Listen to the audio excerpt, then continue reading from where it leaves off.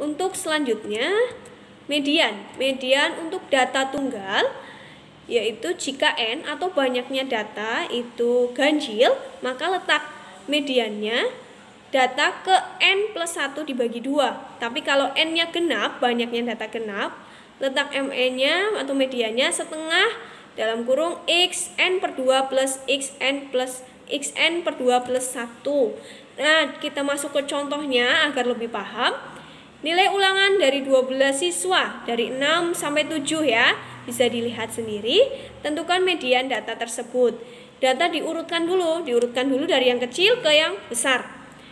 Lalu jumlah data dari 5 ke 9 itu ada 12 datanya. 12 itu genap.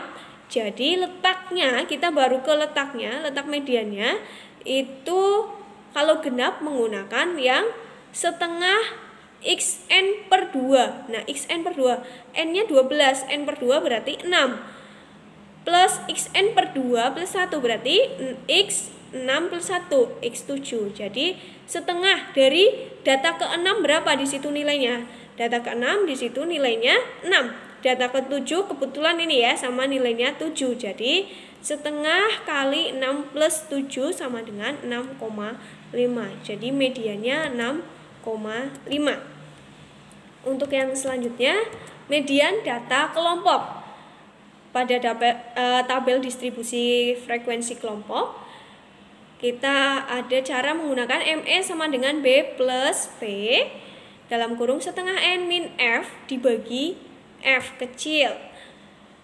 B-nya itu tepi bawah kelas mediannya, jadi kita harus tahu letak kelas mediannya itu di mana.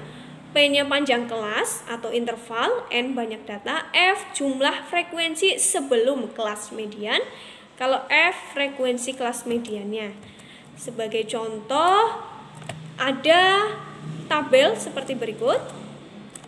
Nah, kita cari dulu atau tentukan dulu N-nya itu 40, mediannya terletak pada kelas 90 sampai 94. Letak mediannya bisa langsung N per 20 juga, N per 2 maaf. Jadi 40 dibagi 2 yaitu 20.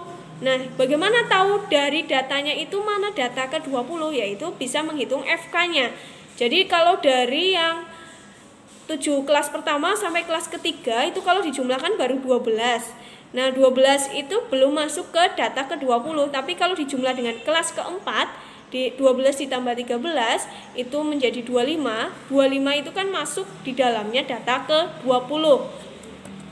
Nah, cara menghitung ME-nya tinggal dimasukkan tepi bawahnya 89,5 ditambah 5. Kemudian dalam kurung setengah kali 40 dikurangi 12 dibagi 13 sama dengan 92,58. Selanjutnya untuk ukuran pemusatan data atau modus. Modus ini berarti yang paling sering muncul kalau di data tunggal. Modus ya. Tentukan modus dari data 2 sampai 5. Nah, yang paling sering muncul mana? 2. Kenapa 2 di situ? 2 paling sering muncul. Ada 4. 2-nya itu ada 4. Kalau 3 cuma ada 1. 4 itu cuma ada 2 dan 5 ada 1. Kalau data tunggal gampang ya. Nah, sekarang untuk yang data kelompok bagaimana cara menghitung modusnya? Modus sama dengan B plus P dalam kurung S1 per S1 plus S2. Nah, di mana B-nya tadi tepi bawah kelas modus, jadi kita harus tahu data yang paling banyak kelas modusnya di mana. Kemudian P-nya panjang kelas, S1-nya frekuensi kelas modus dikurangi frekuensi kelas sebelumnya, F2-nya frekuensi kelas S2-nya frekuensi kelas modus dikurangi kelas sesudahnya atau selisih ya. Jadi tidak negatif selisihnya. Contohnya ada tabel seperti ini. Nah, untuk menjawabnya, modusnya itu yang paling banyak berarti kita lihat frekuensi banyaknya data. Yang paling banyak itu 13, ada 13 data. Letaknya di mana? Di antara 90 dan sampai 94 di kelas keempat, 90 sampai 94. Berarti batas bawahnya 90 kurangi 0,5, 89,5. Intervalnya itu 5. S1-nya 13 di situ ya, di frekuensi kelas modusnya 13 dikurangi kelas sebelumnya yaitu 7 yang atasnya, kemudian S2-nya 13 dikurangi kelas setelahnya yaitu 10 sama dengan 3. Nah, berarti modusnya B plus P dalam kurung S1 per S1 plus S2.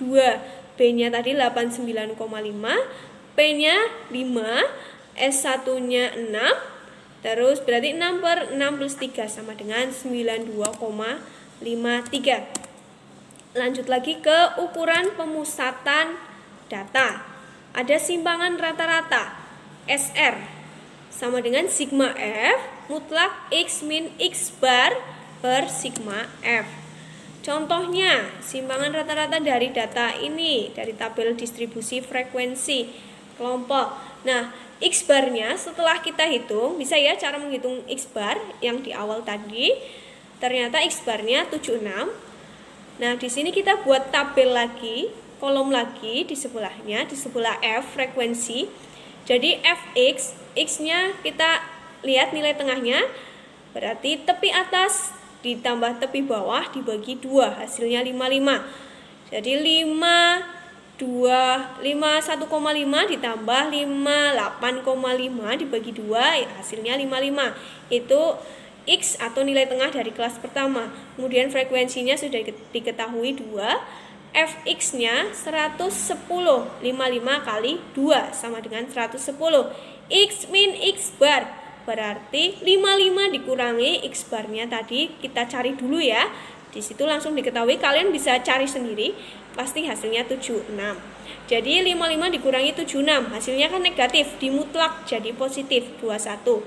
Kemudian F mutlak X min X bar berarti 2 dikali 21, hasilnya 42, dan seterusnya sampai kelas yang 94 sampai 100. Jadi dari situ bisa kita cari SR-nya, sigma F X min X di mutlak itu 350 dibagi sigma F, banyaknya data 50 sama dengan 7. Jadi simpangan rata-ratanya 7. Kemudian kita lanjut ke simpangan baku. Simpangan baku rumusnya bisa dilihat. Kita langsung ke contoh. Simpangan baku dari tabel distribusi frekuensi. Nah, di sini X barnya tadi sudah diketahui. Di sini contohnya tabel distribusi frekuensinya sama ya, untuk lebih memudahkan dengan soal yang sebelum-sebelumnya. Kita cari X-nya, Fx-nya, kemudian X min X bar tidak dimutlak di sini. Kemudian X min X bar dikuadratkan, Fx min X bar dikuadratkan. Jadi ketemu simpangan bakunya akar dari 4900 dibagi 50 sama dengan 7 akar 2. Yang selanjutnya untuk ragam atau variasi. Ragam ini merupakan kuadrat dari simpangan baku. Jadi tadi di contoh sebelumnya simpangan bakunya kan 7 akar 2. Jadi ragamnya tinggal 7 akar 2 dikuadratkan sama dengan 98.